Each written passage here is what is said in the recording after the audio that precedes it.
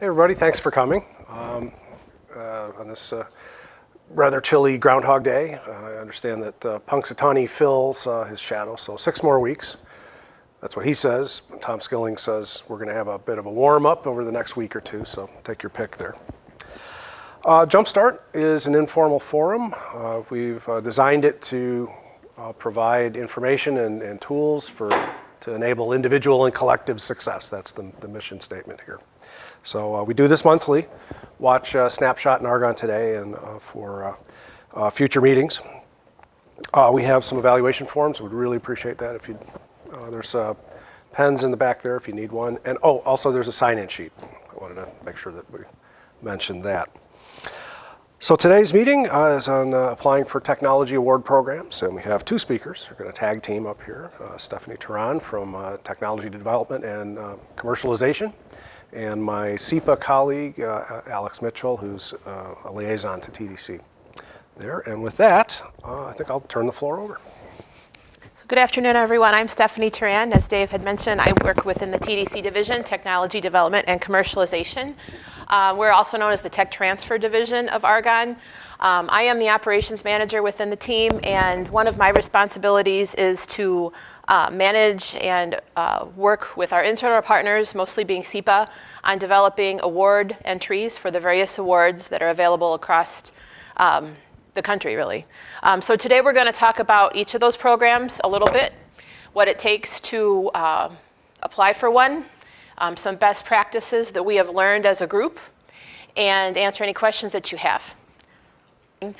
This is just a little snapshot of the various programs that we apply to the most here at Argonne.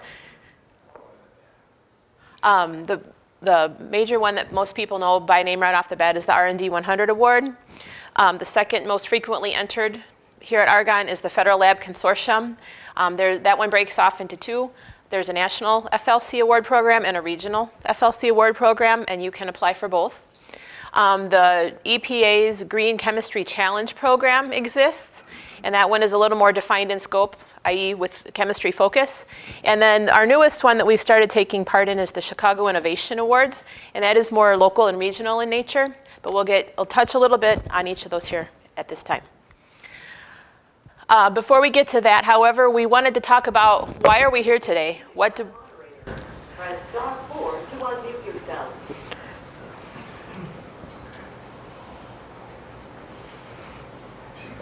Keep going? Okay. Why are we looking to increase entries and therefore wins? Argonne has a lot of great things going on here. We all know that. We work with them every day. But in comparison to some of our sister labs within the DOE complex, our number of entries is lower, and hence our number of wins is lower. And so TDC and SEPA wanted to get together and reach out to the community, the programmatic community, and try to make this maybe a little more approachable and easier for you to develop entries, to understand what it's all about, so that we can increase our entries. When we win, the lab gets increased exposure. You, as PIs, get increased exposure. Your divisions, and the wins that can follow from that are many. Your name recognition within your programmatic area is greater. You can put it on your list of accomplishments. It could increase your funding. Businesses out in the world could learn more about your technology and perhaps want to commercialize it and take it out for license and whatnot. So there's a great number of reasons for us to want to increase our participation in the programs. But foundational to all of that is the fact that we know here at Argonne there's a lot of great stuff going on, and we just want to help shed some light on it and bring it into increased exposure out within the rest of the world. The 4 programs we had on the first slide each are a little bit unique in what they require and what it takes to prepare an entry. We're going to get into that here now. But this is foundational to all of that is understanding the program that you're entering into. To understand the requirements of what each program needs. They can change a little bit year by year, but typically they each stay the same within their own realm. The PIs will want to familiarize yourself with each requirement, and I will absolutely help you with that. When someone comes to me, when a PI comes to me and says that they want to apply for one of these awards, they want to submit an entry, I talk with you a little bit via a meeting, email, phone, whatever, just to share the information that's important for you to know so you can make the right decision if you want to proceed. We can then, if you're sure you want to proceed, you have your division management's buy-in and approval. I can get you hooked up with a SEPA editor, some of who are with us today, and they are experts in generating these entries. So it's a tag team effort for sure, but I am their doorway to get into an award entry, and I can help educate you on the various components and requirements, and any questions you have, I'm happy to help with that. Of course, as with anything, there's a deadline required of each program, and internal checkpoints along the way, your division's approval, and any SEPA requirements you have, assistance you need. Financial components of this, the R&D 100 does have an entry fee associated, which your division would be responsible for. That's something that needs to be considered. As mentioned here on the third bullet point, be aware of all costs, including fees, and travel that might be required should you win. If you want to take the travel if you win, if you don't, if your division will pay for it, if they won't, things like that. I mean, those are good problems to have because that means you won. Okay, so the first one we'll talk about here is the R&D 100 Award Program. It's been around a long time. Since the year 2000, Argonne has won 53 awards. Their focus is for new technical products or processes that were first available for purchase or licensing for this year's program, January 1st of 2016 and March 31st of 2017. A lot of Argonne's technologies that come out are very low tech readiness levels, so they're maybe not a proof of concept available or whatever, but these award programs all require them to be higher than that. For example, an entry must be in working and marketable condition. Letters of support from external entities and collaborators are key. If you're working with a company who has expressed interest in the event that the technology would be ready for license, if they'd want to license it, if they want to work with you on further development, having letters of support of that nature are key, and we can talk more about that as we get into it. The R&D 100 award submission template is by far the most complicated and the longest, the most detailed of all the programs we have. But do not let that scare you away because again, we have SEPA folks who are experts in those and they can shepherd you through the process of preparing one. For example, one very key component for the R&D program, in addition to letters of support from external entities, is a matrix that compares key features of your technology with those that exist in the marketplace to show how yours is novel, unique, better. This is a skeleton example of such a matrix, and this is provided in the template that the R&D organization gives us, and this would be something that you'd want to spend a lot of time thinking about and preparing as you put your entry together. The second category, the second sort of award that we do most frequently is the Federal Lab Consortium Award. This one, as I mentioned previously, can be broken up into national and regional contests. So there's two. Their entry forms are very, very similar. This one recognizes federal laboratories and their industry partners for outstanding technology transfer achievements. So this one is a little bit different than the R&D 100 in that the technology has to have been transferred, such as via a license or other commercial agreement.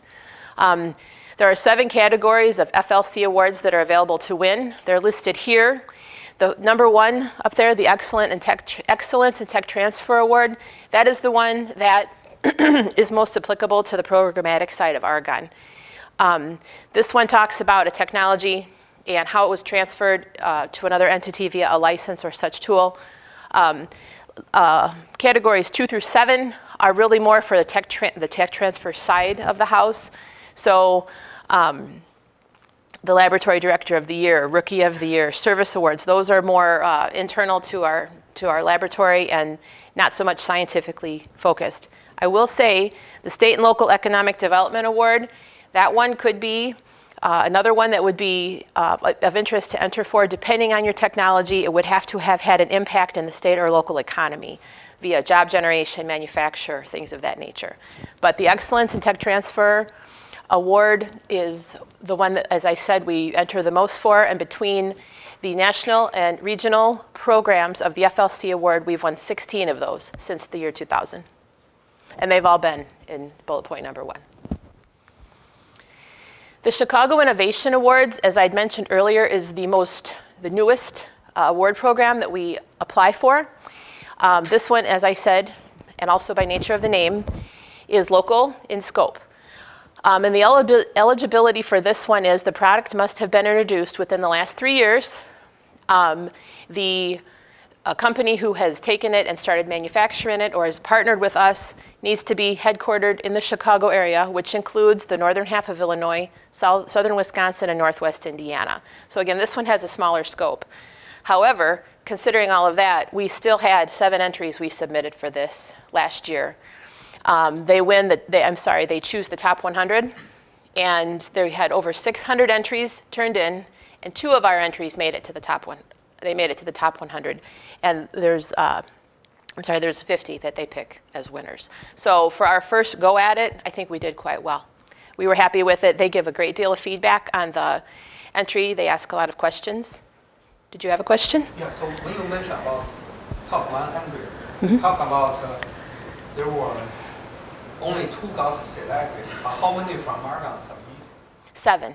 Argonne submitted 7, and 2 of our 7 entries made it to the top 100, right?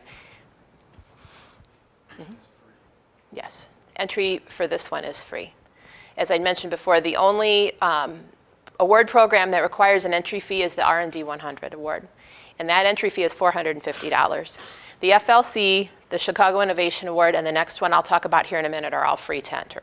So it's basically your time and effort put forth. Again, with this one, the letters of support from external entities are key. So you might want to be thinking about that really no matter which program you want to apply for, because it's key for R&D 100 and it's key for this one. And collaboration via a tech transfer tool is also key for the FLC awards. The last one I'll talk about here now is the Green Chemistry Challenge. This one is chemistry focused, and it is sponsored by the US EPA. It promotes the environmental and economic benefits of developing and using novel green chemistry, which means that it eliminates or significantly reduces harmful afterparts of a chemical process or product. Recognizes chemical technologies that incorporate the principles of green chemistry into design, manufacture, and use. And again, is sponsored by the Presidential Green Chemistry Challenge Awards in partnership with the American Chemical Society, Green Chemistry Institute, and members of the chemical community. In 2016, there was a new award category for green chemistry that has a specific environmental benefit and focus on climate change.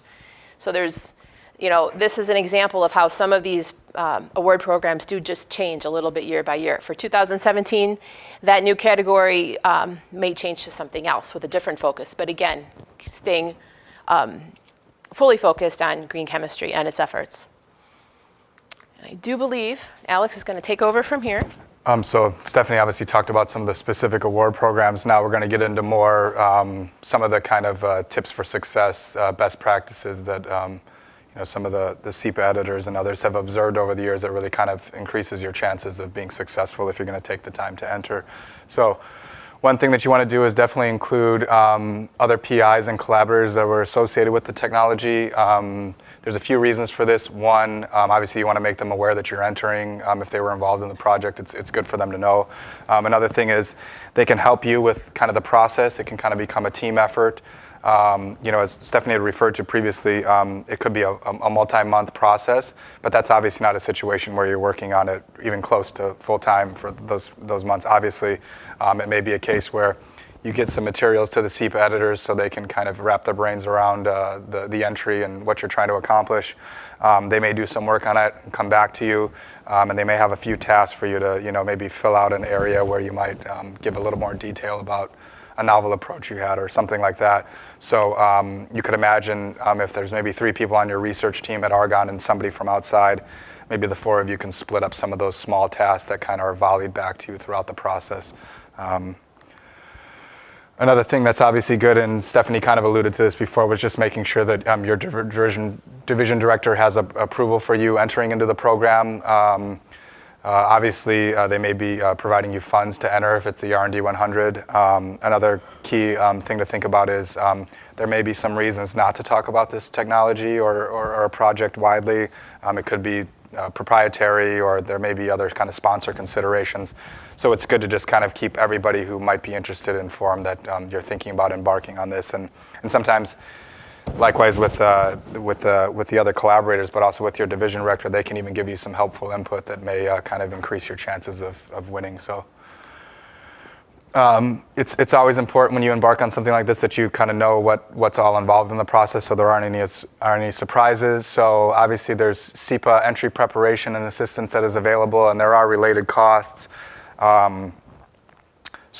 One really nice thing is if you say that you want to join and you want to enter in the R&D 100 awards, if you're able to sit down with SEPA and give them a sense of kind of the scope of the effort, and you can give them some material so they have a sense of what you're trying to put together. They can give you an estimate up front so that you have an idea of what you might be embarking on. And at that point, you're of course welcome to just say, you know what, this isn't for me this year. Maybe I'll try next year, or maybe not at all. But I think that's a key point, that it's not the first time you contact SEPA or TDC about this. You're not obliged to go through with the process. They can give you a sense of kind of what you or your division might be looking at in terms of cost. So the services include, they would meet with you in the beginning to come up with a strategy. Vic Camello is one of the people in the audience here who he actually used to work for R&D Magazine. So he's somebody who's very familiar with the process, and it's really invaluable to have somebody like that on staff who really knows the ins and outs of the program and what works and what doesn't. So you'd be able to sit down with somebody like Vic or Joe Harmon, who's also here in the room, who can really kind of help you come up with a strategy for success. Of course, there's editing and writing involved. So these folks are technical communicators, writers, and editors, so they deal with this kind of stuff all the time. So they obviously have a specialized skill set for taking things that might be, highly technical and making it palatable for the audience. Obviously, the judges of these programs are used to this type of content, but at the same time, there's certainly a value to taking something that's very technical in a lab book and making it kind of fit the criteria for an individual award program. And obviously the actual entering of the submission, whether it be, I think these days most of them are probably electronic, so they can help you with all that process. At the end of the day, it's all about just making the process as easy as possible for you, answering any questions you have as you go along, and just kind of, as Stephanie alluded to, shepherding you through the process. So yeah, we talked about SEPA editors know this kind of inside and out. And of course, we're always available for more questions. Stephanie would be your first point of contact, but if you have questions before you even talk about a particular award program or an entry, you can just feel free to, we'll have Stephanie's contact information at the end, but she's certainly available for any kind of questions you have as you're kind of considering this activity. So it's really important to be an active participant. I think there's kind of two sides of this coin. You don't want to have a situation, and this has happened before, where a PI wants to enter an awards program, and they just drop off a stack of papers and say, let me know when it's entered.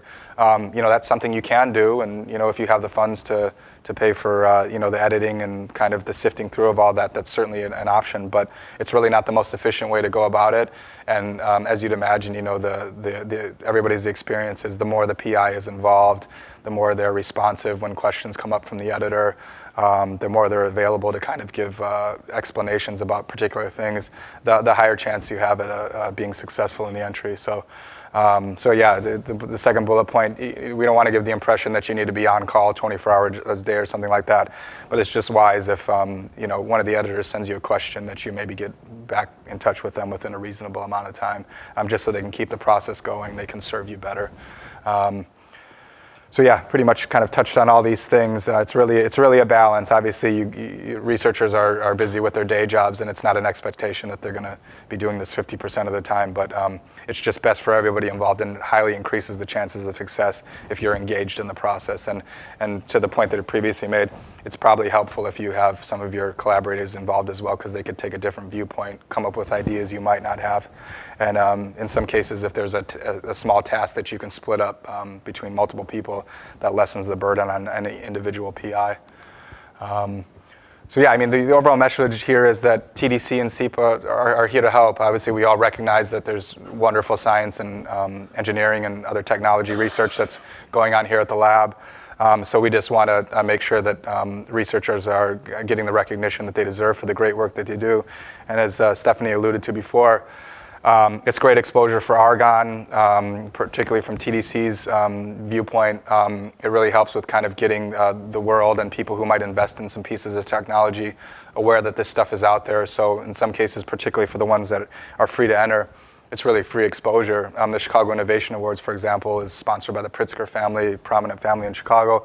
And their mission is just to kind of nurture and seed innovation in the Chicago innovation ecosystem. So that's a case where you enter, it's a relatively simple entry process. If the science and the technology and the chops are there, it's a great opportunity to really get the Argonne name and your individual names out there with very little cost other than the effort that you put into it. So, any questions? So yeah, so as you can see, this is Stephanie's contact information. We will post this through Argonne's internal channels, Snapshot and Argonne Today, probably early next week, a recording of this, as well as we'll provide a link to the actual PowerPoint deck, so folks can feel free to kind of take their time going through it, and if questions come up, Stephanie would definitely be the person you'd want to contact, and she's happy to help. So thanks everybody for your time. Thank you, Alex. Thanks. Thank you, Stephanie. Thanks.